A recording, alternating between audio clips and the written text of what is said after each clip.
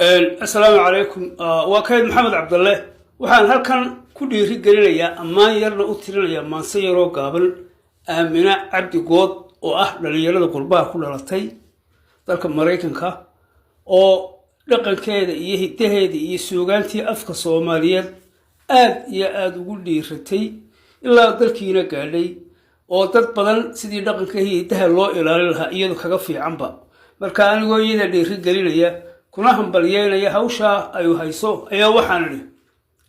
aaminay ganka tahay adigoo gud badan jirin halka geelu daaqiyo gaaroodi roob helay gurigii awoowiyo gacaliye xigaalkii ka fogaaday goobtii gayi kale ku nool baad dhaqankeena guunka ah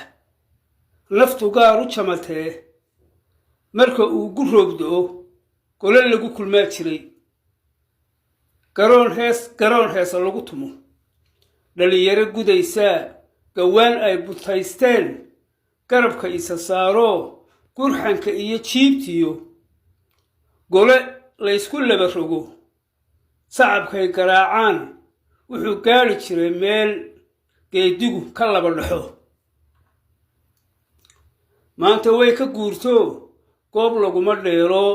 geeraar turxaan qabin sheekooyin googoos goor dambiya caweyskii looma galo carruurto hidaheena raad go'ay ka galbaday dhulkeennii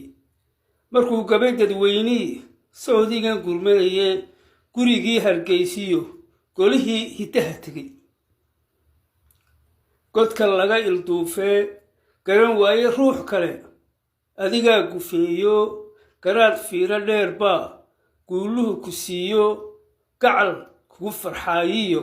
kugu farxaayiyo gobtii aad ka dhalataa runta kugu gardaadshay maxaan faal u gelayaa gedaha ka foortay.